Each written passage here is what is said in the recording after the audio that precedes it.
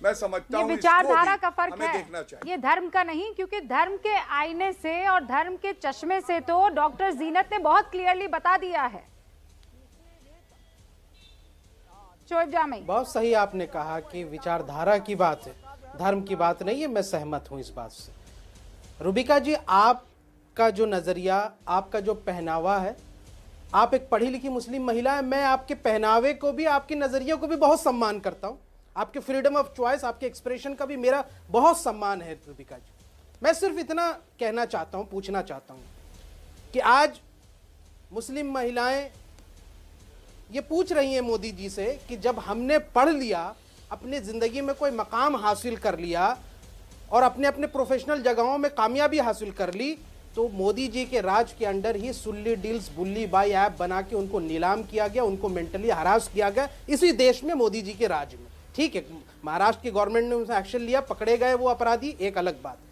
दूसरी बात, यही महिला, मैं कहता हूं कि शोएब जमाई 1000 डिबेट हार जाए, लेकिन आज वो बच्चियां जो अपनी पहचान के साथ पढ़ना चाहती, जिंदगी में कुछ बनना चाहती, तरक्की करना चाहती, डॉक्टर, इंजीनियर, साइंटिस्ट बनना चाहती, हजारों डॉक्टर ऐसे हैं जो हिजाब पहन करके डॉक्टरी कर रही हैं, साइंटिस्ट हैं, वर्ल्ड लेवल, ग्लोबल में देख लीजिए आप, ओलंपिक्स में मेडल जीत करके आती हैं। ऐसी बात नहीं है कि हिजाब कोई रिग्रेसिव ट्रेंड है या रेग्रेसिव है। फॉरवर्ड थिंकिंग महिलाएं भी हिजाब पहनती, वो उनका चॉइस है। मैं ये कहता हूं कि वो महिलाएं जीत जाएं, वो बेटियां जीत जाएं।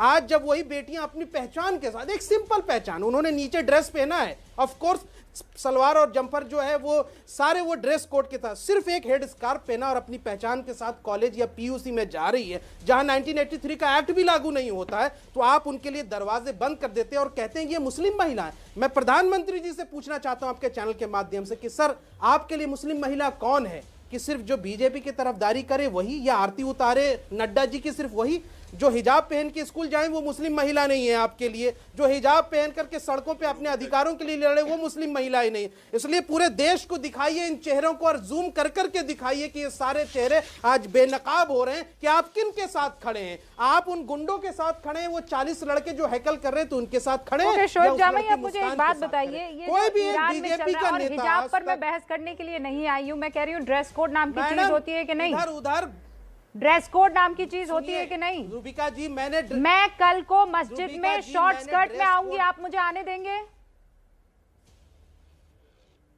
मैडम, मंदिर में भी शॉर्ट स्कर्ट में अलाउड नहीं है। नहीं, आप मुझे अभी ये बताइए, आप मुझे आने देंगे? मैं शॉर्ट स्कर्ट में मस्जिद में आऊं, आप मुझे आने देंगे? मैडम, आप कर्नाटका एजुकेशन एक्ट की बात कर रही हैं। मैं आपसे एक सवाल पूछूं, सवाल का जवाब दीजिए। आपने मुझे कहा कि आप मेरी सोच का सम्मान करते हैं, मैं जो डिसाइड करती हूँ उसका सम्मान करते हैं, मैं जो पहनती हूँ उसका सम्मान करते हैं। मैं जाया नहीं कर रही हूँ। शोएब जामाई, मैं अपनी पसंद से, मैं जो चाहती हूँ पहनूंगी, मैं अपनी पसंद से जहां जाना चाहती हूँ जाऊंगी। अगर आप उन बेटियों के लिए लड़ रहे हैं तो चलिए मेरे लिए लड़िए और डॉक्टर जीनत के लिए लड़िए। मैं जिस पसंद नहीं, आप मुझे ये बताइए, और अगर आपकी जगह यहाँ कोई पंडित बैठा होता तो मैं उस पंडित से भी यही सवाल पूछती। मैं नहीं जाऊंगी, मैं इसलिए नहीं जाऊंगी क्योंकि वहां पर एक रूल है।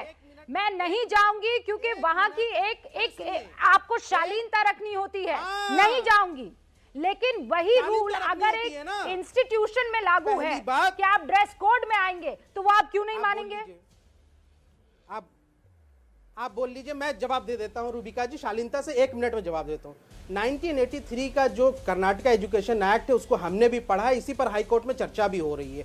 वो पीयूसी लेवल की जो लड़कियां 11-12 जो प्री यूनिवर्सिटी कॉलेज आता है, जिसमें उडुपी में मामला शुरू, वहां पे वो ड्रेस कोड लागू ही नहीं होता। वो क्लास 1 से लेकर 10 तक के लिए लागू है। एक क्लॉक रूम था, उसमें आती थी, अपना हिजाब रखती थी और क्लासरूम में पढ़ने चली जाती थी। फिर अचानक बच्चियों ने कहा कि नहीं, हम तो हिजाब क्लासरूम में भी रखेंगे। अरे क्यों? जो सिस्टम चल रहा था उस सिस्टम से आपको परेशानी अचानक क्यों हो गई? इस बात को तय करना पड़ेगा कि मुस्लिम महिलाएं क्यों नहीं पढ़े। इसलिए मैं कहता हूं मुस्लिम महिलाओं की पढ़ाई के लिए शोएब भाई, आप भी जानते हैं कि मैं कितना काम करने की कोशिश कर रही हूं। आप ये मत कहिए मुस्लिम महिलाओं की पढ़ाई का जिक्र नहीं है। इस मसले को मुस्लिम बनाने का मसला है। आबाजी मुस्लिम मुद्दा ही नहीं है, धर्म मुद्दा ही नहीं है। रुक जाइए शोएब भाई, रुकिए आबाजी। क्या आप चॉइस नहीं दे सकते? मुस्लिम मुद्दा ही नहीं है।